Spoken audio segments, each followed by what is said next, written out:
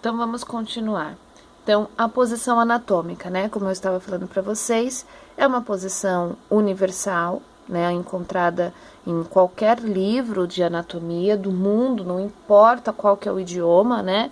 Então, sempre vai ter essa posição anatômica que ficou padronizada para que facilite, né? Nessa posição, acaba facilitando fazer a identificação dos sistemas e dos órgãos aí do nosso organismo. Então, olha só, como que é essa posição? Então, o paciente em pé, né, aonde os membros superiores, então nós estamos falando aqui dos braços, vão estar estendidos, né, esticados ao longo do corpo, com as palmas das mãos voltadas para frente, tá? E os pés, né, então os membros inferiores, então as pernas estarão estendidas e os pés voltados também para a frente, tá bom? Cabeça, então, sempre erguida e o olhar olhando para frente, olhando para o horizonte. Então, essa é a posição, tá? O paciente tem que estar em pé, no caso, ou em pé ou deitado, né? Se nós estivermos falando de um cadáver, é claro, mas sempre nessa posição, ereta, com os braços, né, com os membros superiores estendidos e com as palmas das mãos voltadas para frente e com os membros inferiores também estendidos, unidos e os pés voltados para frente, tá? Então, essa é a posição anatômica que vocês vão começar a encontrar aí nos livros e nos atlas de anatomia que vocês forem estudar. Então, olha só, geralmente nos atlas vocês encontram assim, né? Então, um corpo humano, né? Onde acaba sendo sempre evidenciado aqui a musculatura.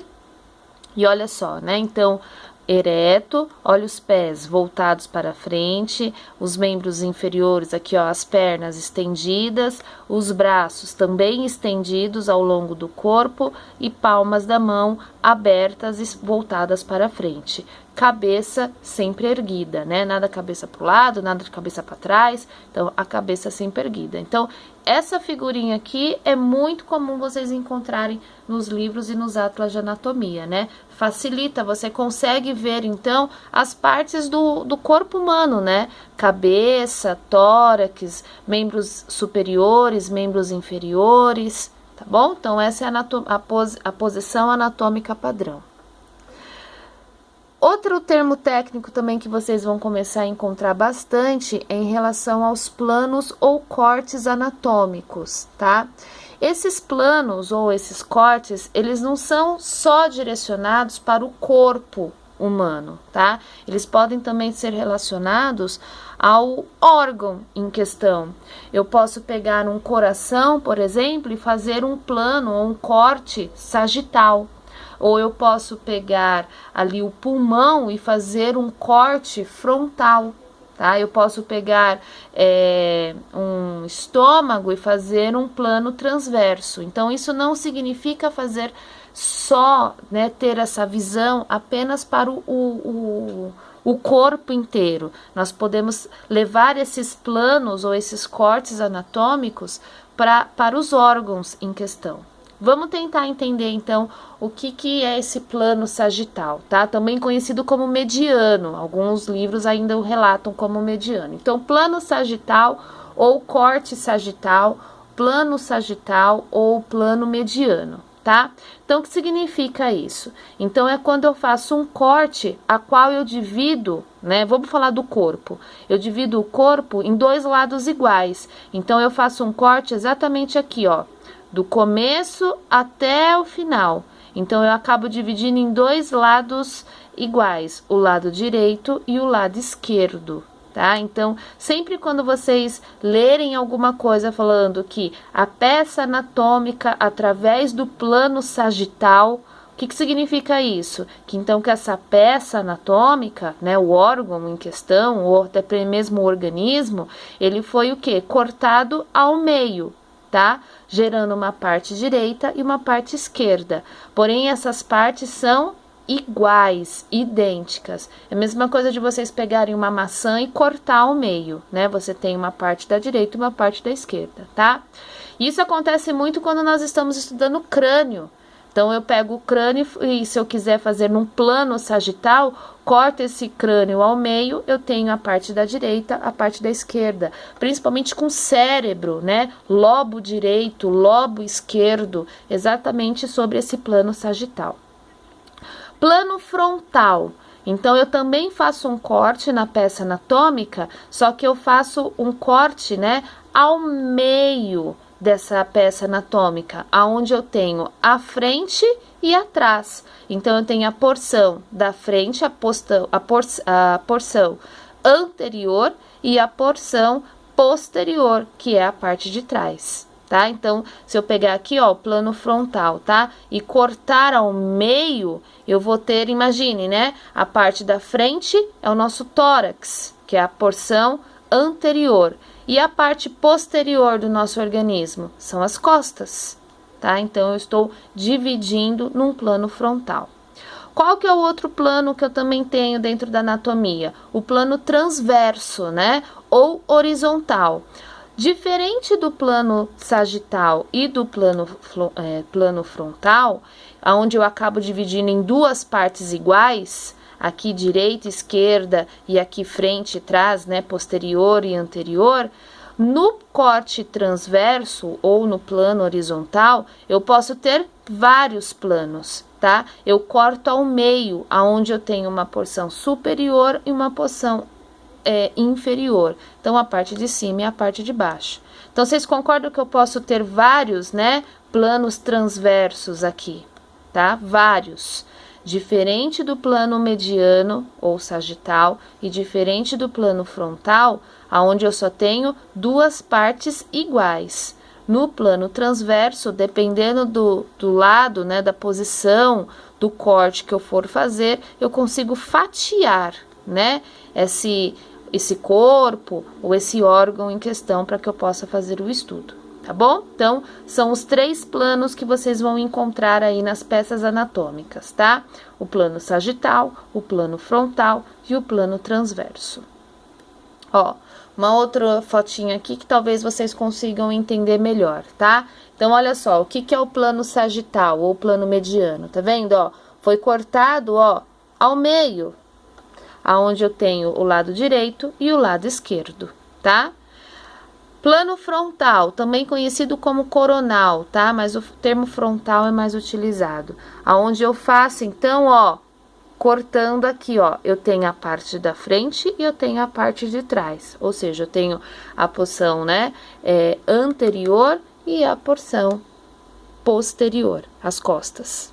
E aqui o plano transverso, também conhecido como axial, mas é mais utilizado transverso. Olha só, eu corto, né, em fatias, ao meio, de forma, né, horizontal. Então, vocês concordam que eu posso, né, ter várias posições aqui do transverso, tá bom? Então, de repente, vocês vão começar a encontrar esses termos, então você tem que saber, né, conforme o plano frontal posterior, né? Então, vamos supor, o coração, ele fica de que lado? Do lado esquerdo. Então, se eu for falar isso, então, o coração, ele está no plano sagital esquerdo, tá bom? Então, ele está do lado esquerdo do nosso organismo, certo?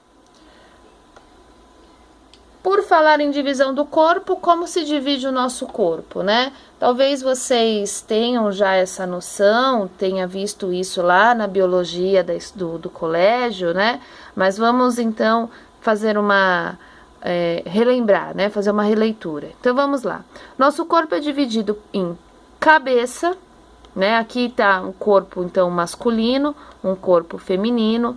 Quando nós formos falar do sistema endócrino, nós vamos falar de hormônios masculinos e femininos, tá? Então, deixa essa parte de hormônio lá na frente.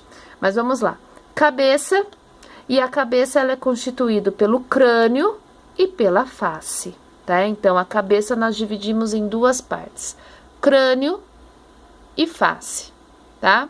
Nós temos o que? O tronco. O tronco, ele é subdividido em pescoço, tórax, abdômen e pelve, tá? Então, Alguns livros, alguns autores não colocam o pescoço como parte do tronco.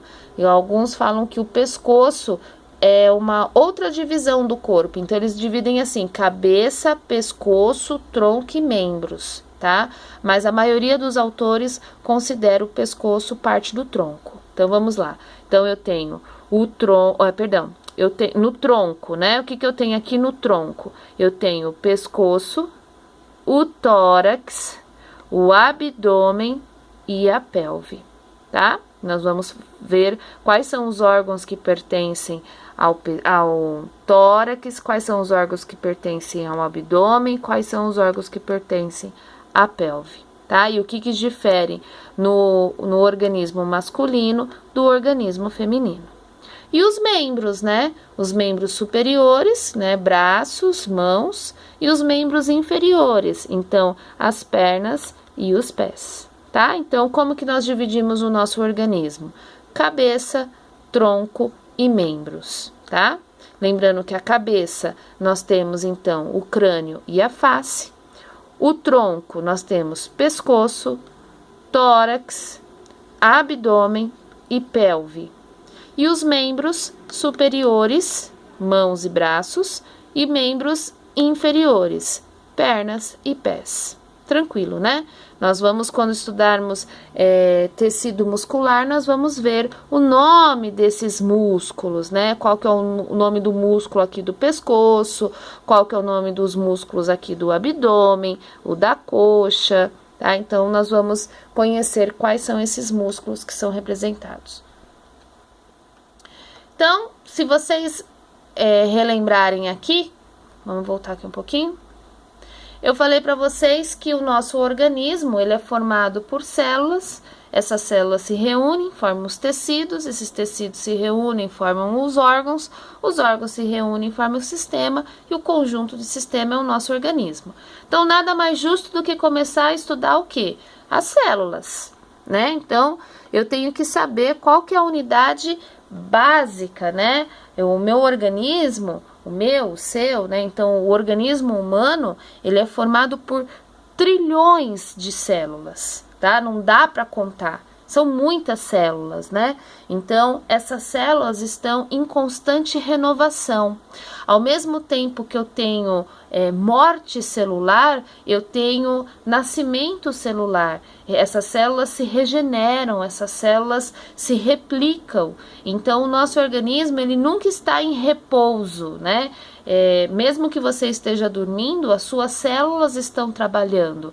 Elas estão trabalhando ou de uma forma ativa, né? O seu intestino está funcionando, o seu rim está funcionando, o seu coração, as células cardíacas nunca param de funcionar. Então, elas estão em sempre atividade, né? Então, olha só, o que é célula? Então, uma definição básica que está em todos os livros de biologia, tá? É a menor unidade estrutural e funcional básica de todo ser vivo. Todo ser vivo, não importa se ele é animal, se ele é planta, se ele é fungo, se ele é uma bactéria, todo ser vivo, todo ser que apresenta qualquer estilo de vida apresenta uma célula, tá? Esse ser, ele pode apresentar uma única célula, que nós vamos falar que ele é unicelular. Por exemplo, as bactérias são unicelular. A bactéria é uma única célula e que faz um estrago enorme, né? Vocês vão ver isso lá na microbiologia. Vocês vão estudar quais são as células, quais são as bactérias, tipos de bactérias, tá? Aeróbica, anaeróbica. Vocês vão ver tudo isso lá na microbiologia. Ou esse organismo tem várias células. Então, nós falamos que eles são seres pluricelular. Então, por exemplo, nós, seres humanos, somos pluricelular, porque nós temos várias células. Aliás, nós temos trilhões de células, tá? Acontece que essas células se dividem em dois tipos. Eu tenho células do tipo procariontes, por exemplo, as bactérias são células procariontes. E eu tenho células eucariontes, então animais, plantas, fungos, parasitos, ou seja, nós, seres humanos, somos seres pluricelulares eucariontes. O que significa isso? Que nós temos várias células e essas células são do tipo eucariontes. São células complexas, são células com organização celular, são células com funções específicas para cada tecido que ela é formada, tá? Nós vamos ver isso já já. O único ser que não apresenta célula são os vírus, tá? Então nós falamos que os vírus são seres acelulares. Vírus não apresenta célula. Eu não consigo falar que o vírus é um ser vivo, porque ele não tem uma célula, tá? O termo acelular, a é um prefixo de negação, de não. Então, não tem célula. Nós somos seres celulares, porque o nosso organismo é formado por células. Já um vírus, né? Vamos falar aí do coronavírus, que está na moda. Um vírus, então, o tipo coronavírus, ele não tem célula, ele é acelular. Ele é apenas uma partícula, né, de material genético, DNA ou RNA, tá bom?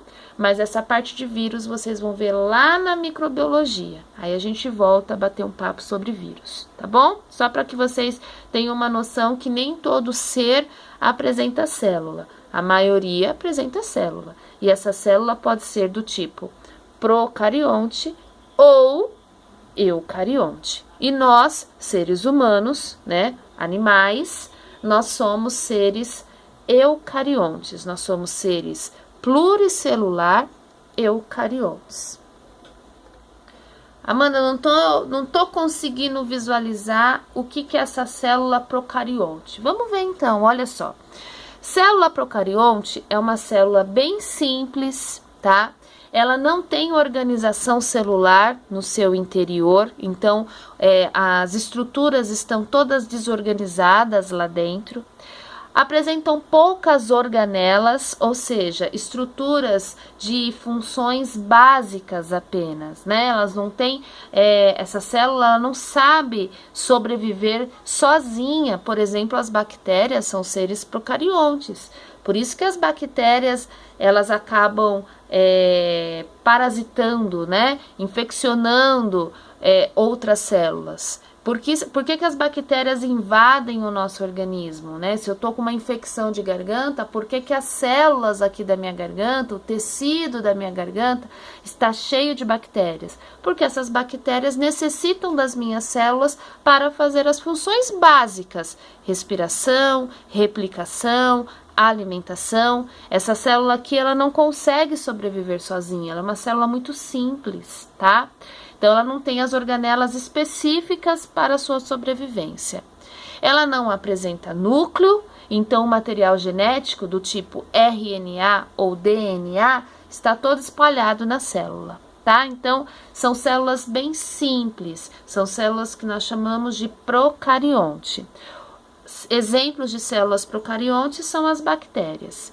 E eu deixo esse assunto de célula procarionte para a microbiologia, que dentro em breve vocês terão. Acabando parasitologia, vocês já começam com a disciplina de microbiologia. E aí vocês vão voltar nesse assunto de célula procarionte, tá bom? Mas tá aí as nossas células, né? Células eucariontes. Então, nós somos seres eucariontes, porque as nossas células são células complexas, né? São células que apresentam uma organização celular intensa, tá? Se nós pegarmos uma célula e fazermos um corte nessa célula, nós vamos conseguir ver as estruturas internas, que nós chamamos de organelas, né, que são pequenas estruturas com funções vitais, funções específicas dentro dessa célula, todas organizadas. Por exemplo, as nossas células possuem um núcleo, e dentro desse núcleo está o nosso material genético, DNA e RNA. Então, todas as nossas informações genéticas estão protegidas dentro de um núcleo, tá? Nós temos, por exemplo, outras organelas, nós temos complexo de Golgi, nós temos mitocôndria, que é uma célula extremamente importante, uma organela extremamente importante, responsável pela função de respiração celular. Então, a nossa célula respira, nossa célula faz troca gasosas. Através de quem? Dessas pequenas estruturas